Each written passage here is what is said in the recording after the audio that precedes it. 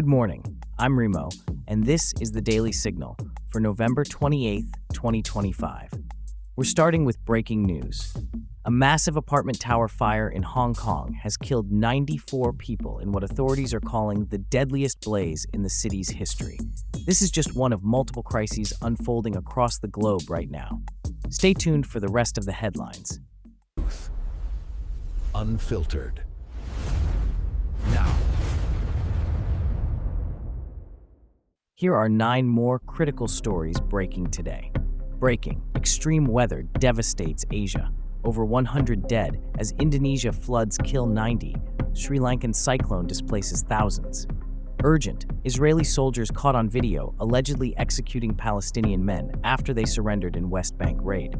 Developing: military coup overthrows government in Guinea-Bissau. President detained, 12 dead in palace shootout. Crisis: Trump announces permanent migration ban from third world countries. Millions of asylum seekers affected.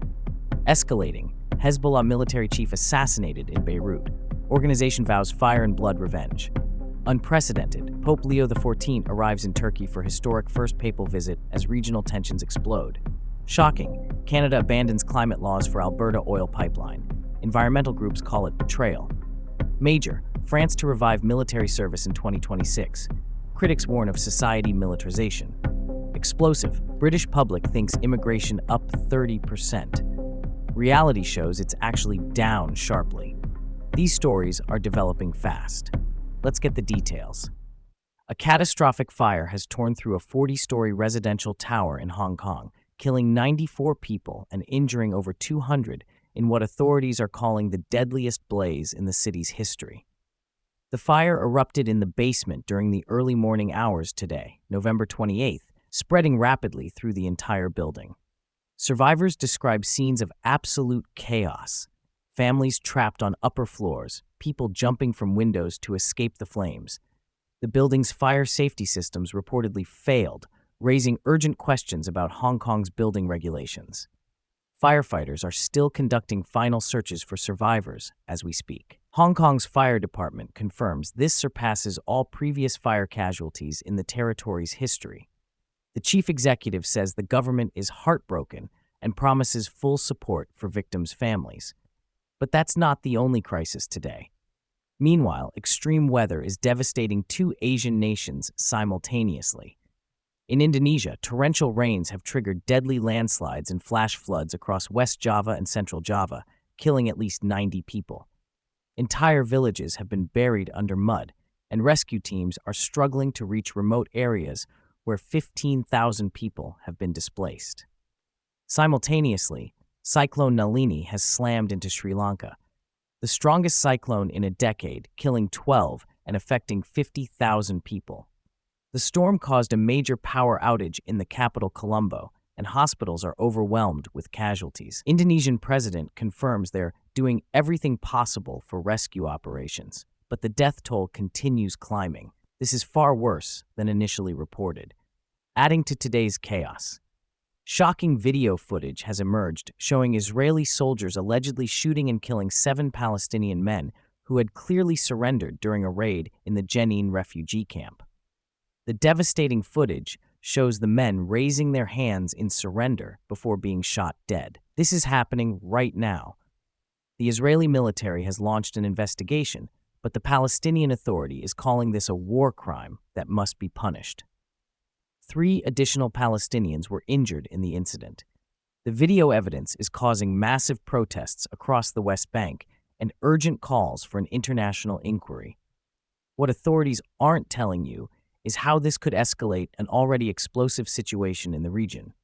The crisis deepens as we turn to a military coup is unfolding in Guinea-Bissau right now, with soldiers seizing control of the capital Bissau in a violent takeover that began with a shootout at the presidential palace. 12 people are confirmed dead, 50 injured, and both the president and prime minister have been detained. The military has declared a state of emergency as widespread looting and violence grips the country. International flights are suspended and foreign nationals are being evacuated as we speak. The military spokesman claims they've taken power to restore order and democracy, but the African Union condemns the coup and demands immediate release of the president. This could mean complete chaos for this West African nation. In related breaking news, President Trump has announced what he calls a permanent pause on all migration from third world countries during a Florida rally attended by thousands. This campaign promise for 2028 could affect millions of asylum seekers and refugees worldwide. Trump vowed to build the wall higher and stronger and claims the policy will protect American jobs and security. The announcement has caused panic among immigrant communities, and the UN High Commissioner for Refugees calls it dangerous and inhumane policy that violates international law. Critics warn this could create a humanitarian crisis and severely damage U.S. relations with developing nations. The implications are staggering.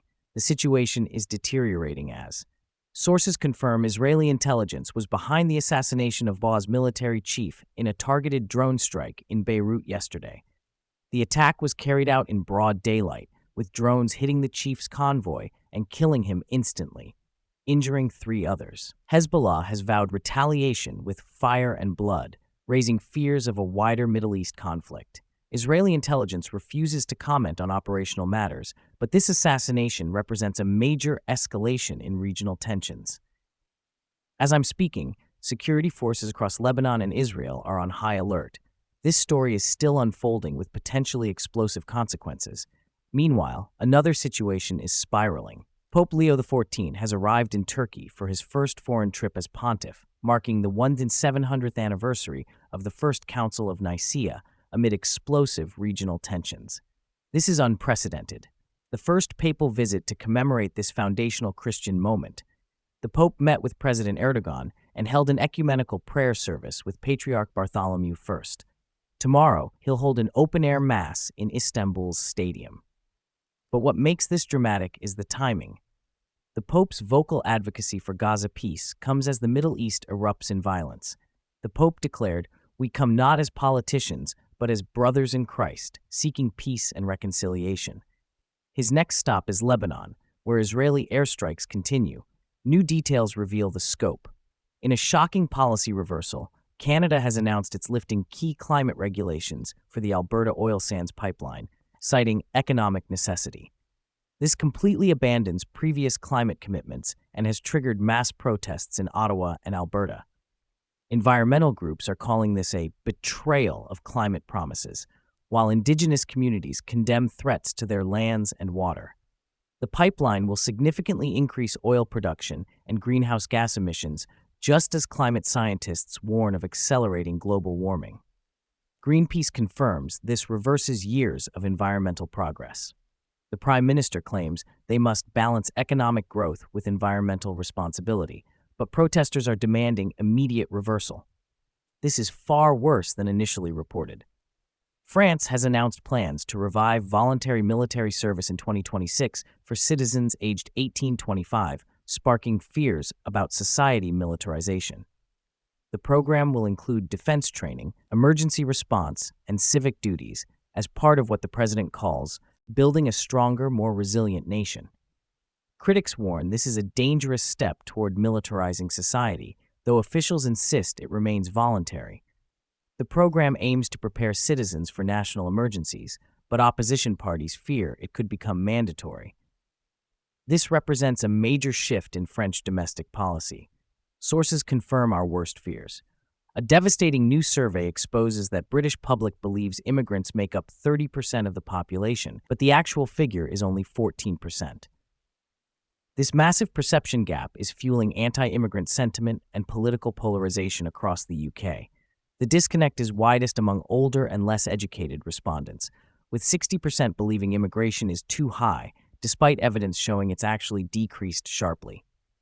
Migration Watch UK insists the public is right to be concerned, but data clearly contradicts this. This perception gap is being exploited by populist politicians and media, creating dangerous social divisions based on false information.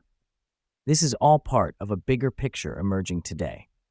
We're seeing simultaneous crises across multiple continents. Natural disasters claiming over 100 lives in Asia, political upheaval in Africa, military tensions escalating in the Middle East, and major policy reversals in North America and Europe. What's particularly alarming is how these events connect. The Pope's peace mission to Turkey comes as Israeli-Palestinian violence reaches new heights. Canada's climate reversal happens as extreme weather devastates Asia. Britain's immigration delusions fuel the same populist movements Trump is exploiting with his migration ban. The human cost is staggering, nearly 200 people dead from fires and floods in just 24 hours, governments falling, and policies that could affect millions worldwide. These aren't isolated incidents. They represent a world in crisis, with traditional institutions struggling to respond. We're witnessing unprecedented challenges to global stability, environmental protection, and human rights. The next 24 hours could determine whether these crises escalate or find resolution. We'll continue monitoring these developing situations. This is Remo with the Daily Signal. Stay informed, stay engaged, and we'll be back tomorrow with the latest breaking developments. Unfiltered.